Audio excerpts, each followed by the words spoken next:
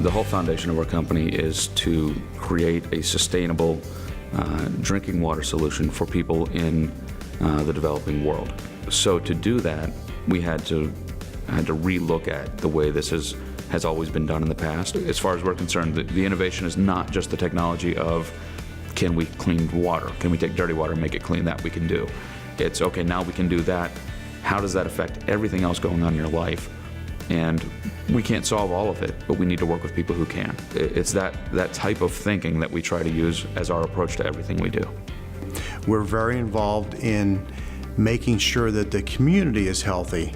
And by that I mean the fact that we give annually to over 200 civic and charitable organizations, and we want them to be healthy and vibrant as well, because that helps the whole community, helps the economy, etc. There is a growing population of unaccompanied youth in our community and in the country. These are children between the ages of 16 and 21 who are living homeless on the streets of our community. We have worked with partners throughout the community to create service access for youth. It's a drop-in facility in downtown Pittsburgh where these children can come. And the unique and innovative part of this is when they come to this facility, they're actually greeted by a peer-aged individual. Then we have volunteer doctors, we have volunteer lawyers, we have volunteer businessmen who help them with legal services, medical services, job search, and even with housing. We actually set off on a quest to develop a brace that could be adjusted right on the human body. We actually made a brace where you can make it custom made. And when you go to fit the patient, if it's not comfortable, they can place the entire brace inside an oven, bake it for 8 minutes. It will become soft and pliable, still holding its general shape.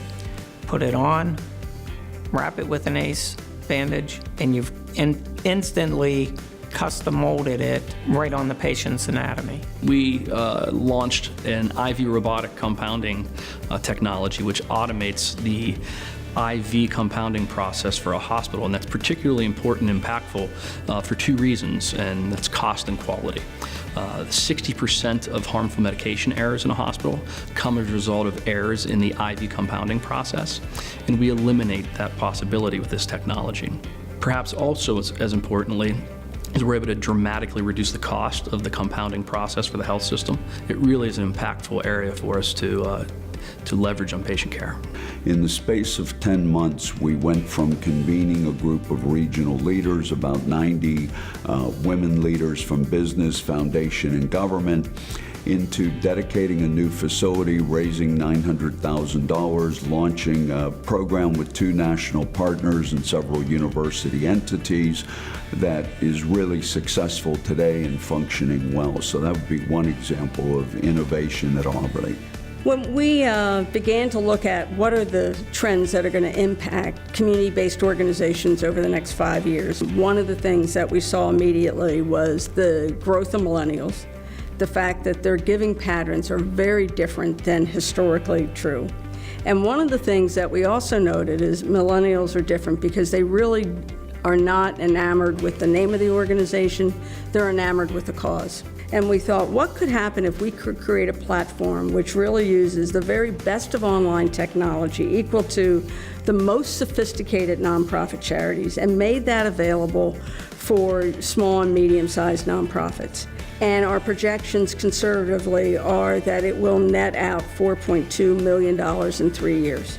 In the United States alone, about $200 billion a year is financially impacted into the economy because of power outages. What we're doing is making a predictive grid, meaning that we can predict outages before they happen and cause a lot of these problems to be avoided so that the impact is minimized. Well, Universal Stainless is a specialty metals manufacturer. We wanted to build a 21st century sustainable enterprise that was economically viable and sustainable.